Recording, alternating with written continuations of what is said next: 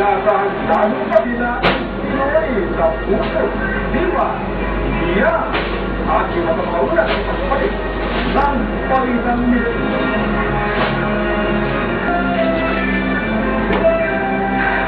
Kahit lumaki sa UAE at hirap sa pananagalog, kinakita ng mga estudyante at purong Pinoy na sila ay Pilipino sa puso't diwa.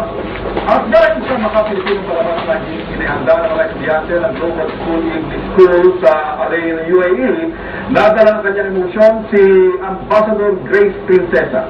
May balik kami dali si Anthony Sigwa.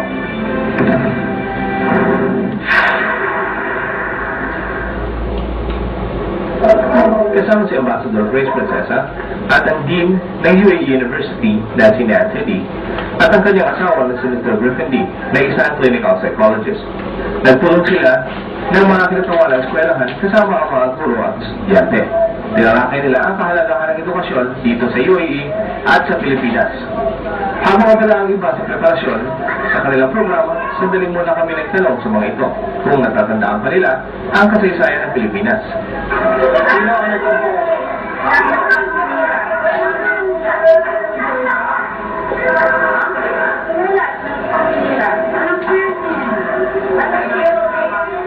Sino ang gumawa ng matawad kala ako ng ginawa niya sa Hong Kong? Ang iba ay hirap sa pananagalo, lalo sa pagbigkas ng mga numero. Dahil nga ang iba ay dito lumaki at nagkaisip. Ganoon din ang mga guro, na sa tagal na pagtuturo nila dito, aminado sila kung minsan ay nalilimutan nila ang ibang kasaysayan ng Pilipinas. Kaya naman pati ang guro na ito ay sumubok kung natatandaan pa niya ang palatang mga kabayan.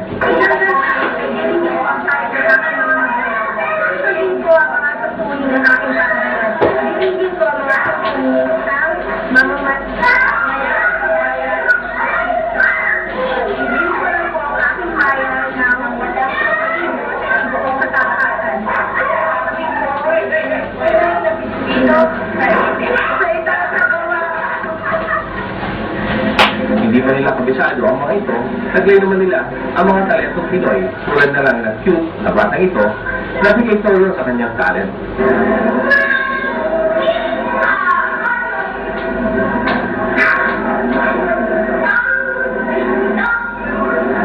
Damog-dama ang kanyang mga binibitiyong salita. Kaya naman hindi nagpahuli ang mga bigong batang ito. Nagpakitang gilas din sa kanilang Arabic traditional dance. Hindi naman pinalampas sa mga magulang ang pagkakataon. Halos lahat ay may kanya-kanyang camera na nakatutok sa mga nagsasayaw. Masayang pinanood ni Ambassador Grace Princesa ang mga estudyante ng Global English School. Lalo na ang mga estudyanteng Pinoy na ang susunod.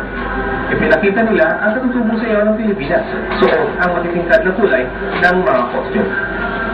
Taas noong ipinagmalaki ng ating mga kababayan ang pagka-Pilipino. Sinaliwat pa ito ng awitin at pagmugay-liway ng matawat ng Pilipinas. Kaya naman, makatindig balahibo ang ganitong eksena sa harapan ng ibang lahi. Napaakyat sa entablado si Ambassador Grace Princesa dahil sa damang-dama ang diwa ng pagiging Pilipino. Nagbabalita sa Middle East, Anthony Sigua, LA, UAE.